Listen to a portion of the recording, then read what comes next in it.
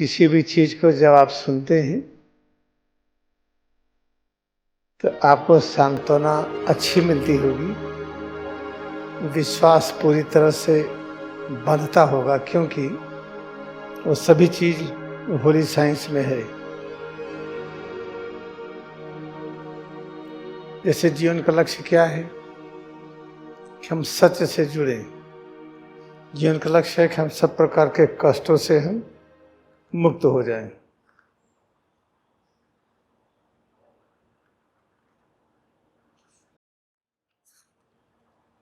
इसके लिए हमें चाहिए क्या?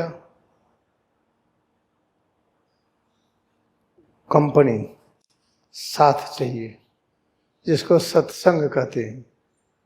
जैसे प्रोसीजर के सूत्र नंबर 11 से 17 के बीच में आपको मिलेगा, कंपनी वी शुड कीप।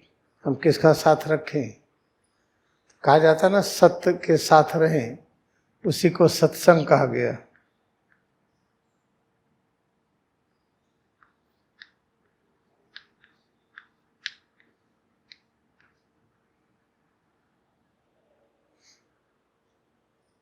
वही सत्संग है।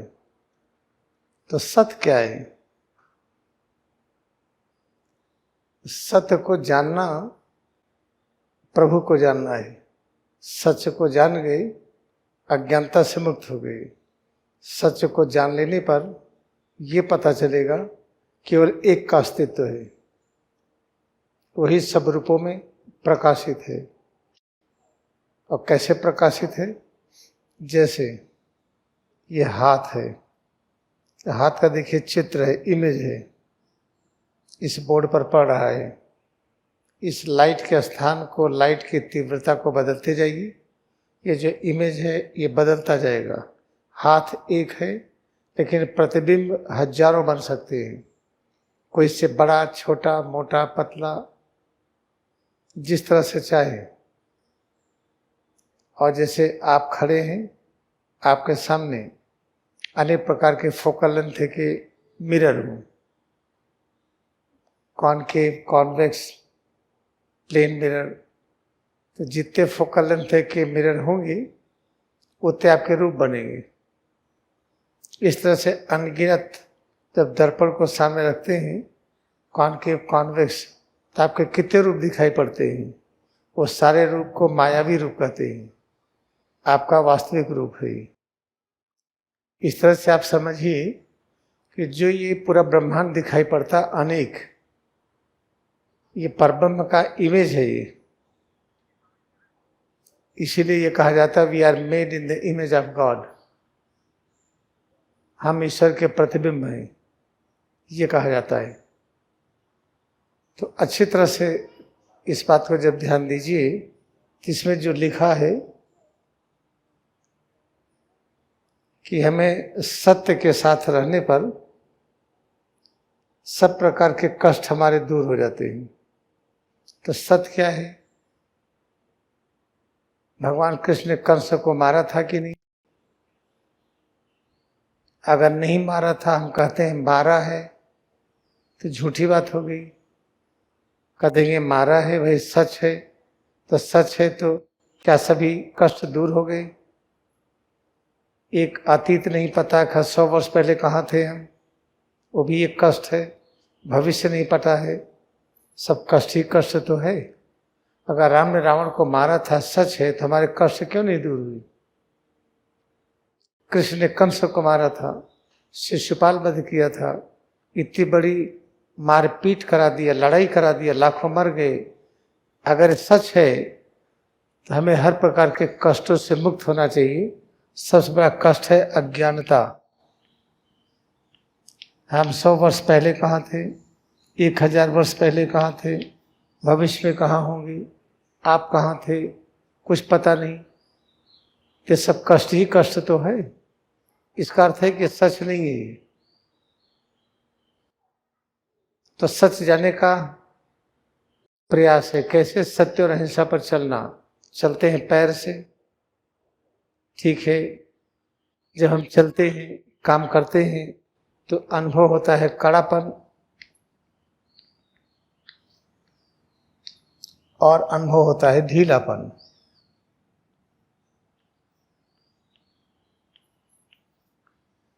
जब हम मनुष्य पुत्र के रूप में होते हैं, मनुष्य के संतान के रूप में होते हैं, तो कड़ापन ढीलापन लगेगा। तो उसी कड़ापन ढीलेपन की अनुभूति करते हुए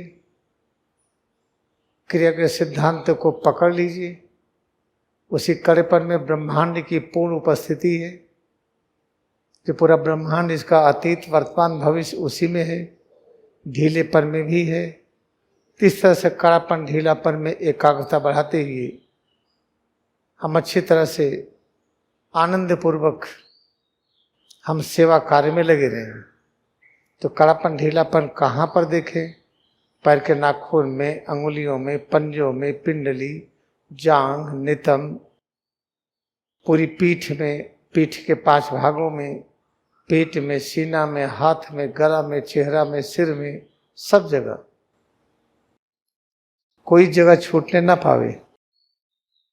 जब कड़ापन ढीलापन हम प्रकट करते हैं रिचार्जिंग करके या काम करके, उसमें एकाग्रता बढ़ाते हैं और सत्य से जुड़ते हैं, प्रयोग करिए कि परब्रह्म के अलावा कुछ भी नहीं है। तो कड़ापन परब्रह्म की अनुभूति है और परब्रह्म में पूरा ब्रह्मांड है। अतीत वर्तमान भविष्य आदि मध्य अंत सब है। इसी को पकड़ करके आप अभ्यास करते जाइए। पकड़ने का तरीका, कैसे पकड़ में आएंगी, याद रखिए। कंस को कैसे पकड़ में आए, कृष्ण भगवान ने कंस को कैसे पकड़े? देखिए, अपने मेडुला के अंदर ये जो शक्ति का केंद्र है कूटस्थ, यहाँ की शक्ति जो विष्णु की शक्ति, वही कृष्ण की शक्ति है। जब भ्रूमध्य पर एकाग्र होते हैं, ये माथा है, सामने जो दिखाई पड़ता है कि कृष्ण की वो शक्ति है। जब कृष्ण मथुरा में गए तो किस प्रकार प्रकट हुई? जब शक्ति भ्रूमध्य पर आई तो सामने किस तरह प्रकट हुई? तो काला पीला नीला इस रूप में दिखाई पड़ी। तो कृष्ण मथुरा में आ गए। तब क्या हुआ? जो दिमाग में था, जैसे परमहंस योगानंद कुंड के भाई कहते थे, पहले नौकरी कर लीजिए, पैसा इकट्ठा कर लीजिए, ईश्वर बाद में। इसका मतलब पहले का है काम। काम इतना करिए, लगातार काम करते ही रहिए जब तक खूब धन इकट्ठा हो जाए, तब प्रभु की खोज बाद में। ये क्या है? कंस की प्रवृत्ति। जब हम भ्रूमध्य पर एकाग्रता बढ़ाते हैं, कड़ापन ढीलापन अनुभव करते हैं, पूरे शरीर में कड़ापन ढीलापन में पूरा ब्रह्मांड है, इसके साथ माथे के सामने देखते हुए फिर कंस पकड़ में आ जाते हैं। फिर कंस का रूपांतरण हम कर लेते हैं, जिसको सुबह हमने बताया था शंख में। शा क्या है? हमारी प्राण शक्ति सिर और रीढ़ में जाकर के सुषुम्नागामी होती है, फिर वज्रा नाड़ी में, फिर चित्रा नाड़ी में। तो उस जीवन को हम शा कहते हैं। फिर पता चलता है कि वो जीवन निरंतर है, तो शा के ऊपर बिंदी निरंतरता को व्यक्त करता है। फिर क्या पता चलता? खा क्या है? जब हम काम करते हैं तो काम करते ही जब का में हम हा जोड़ देते हैं, इसको खा कहते हैं। का धनहा को खा कहते हैं। जैसे गा धनहा को घा कहते हैं, चा धनहा को छा कहते हैं। जब हम का के साथ हम हा क्या है? हंसना, खुश होना, खुश होने की निरंतरता ब्लिस कहते हैं। जब इस तरह से प्रकट हो जाता है तो इस स्थिति को खा कहते हैं। का और हा खा कहते हैं। काम करते हुए हम परम आनंद की अनुभूति कर रहे हैं। तो कंस का रूपांतरण शंख में हुआ। वही काम हम कर रहे हैं, लेकिन ध्यानमय मुद्रा में कर रहे हैं। अब देखिए, हम मानव प्रकृति क्या है? हम कड़ापन ढीलापन अनुभव करते हैं, गर्मी और सर्दी अनुभव करते हैं, सुख और दुख, पाप और पुण्य, लाभ और हानि। तो पता चलता है कि हम मानव की संतान हैं। अभ्यास करते करते हमारा रूपांतरण होता है। रूपांतरण होते होते एक दिन आता है तो कड़ापन की तीव्रता इतनी कम हो जाती है, उससे कोई दिक्कत नहीं होती है। ढीलापन भी रूपांतरित हो जाता है। रूपांतरित होते होते एक ऐसी स्थिति आती है, युगी कथा में पढ़िएगा, पाषाण प्रतिमा का हृदय। जब परमहंस योगानंद ध्यान करते हैं तो जो मानव की चेतना है, मानव संतान के रूप में रूपांतरित हो जाती है इस पुत्र के रूप में, तो उनको हल्कापन, भारीपन नहीं लग रहा था। वही दक्षिणेश्वर मंदिर का पत्थर जो जल रहा था, उस पर चलते थे तो गर्म नहीं लग रहा था, हाथ उठाते थे तो भारीपन नहीं लग रहा था। जब ऐसा लग गया तो आप ईश्वर की संतान हो गए। उसमें प्रचंड ज्ञान होता है। क्या ज्ञान होगा? जिस चीज को देखेंगे वही अनंत दिखाई पड़ेगा। पत्थर पत्थर नहीं दिखेगा, वो ज्ञान का रूप दिखेगा। ऐसे पेड़, एक एक रचनाएं एक ज्ञान का रूप दिखेंगी। इससे निष्कर्ष क्या है? हम मानव के रूप में हैं, हमें ईश्वर के संतान के रूप में आना है। अभ्यास करते जाइए, भ्रूमध्य साधना मत छोड़िए। सिर और रीढ़ में एकाग्रता बनाई हुई, सुबह से शाम तक एक एक अंग में कड़ा ढीलापन जो प्रकट हो रहा है, न प्रकट हो रहा है तो काम करके प्रकट करिए, उसमें एकाग्रता बढ़ाइए, उसके विषय में सद्विचार रखिए, सत्य से जुड़िए। प्रत्येक कड़ेपन, ढीलेपन की अनुभूति में पूरा ब्रह्मांड समाया हुआ है। सारी शक्ति सृजन की, सुरक्षा की, परिवर्तन की आप करिए, देखिए समस्या जाती है कि नहीं।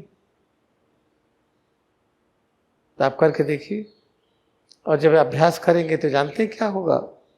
पता चला कि पहले 6 घंटा सोते थे, अब 2 ही घंटा सोते हैं। बड़ा अच्छा लगता है। पहले ढेर सारा खाते थे, अब थोड़ा खाने में ही बड़ी ताकत आती। पहले छोटी सी दिक्कतों में जब हम फंसते थे तो बड़ अधीर हो जाते थे। असीम विपत्ति है, इसमें कोई समस्या ही नहीं लगती। इसे सुनिश्चित है कि सत्संग का मतलब यही है। सिर से पैर की उंगली तक प्रत्येक अंग में एकाग्रता बढ़ाइए।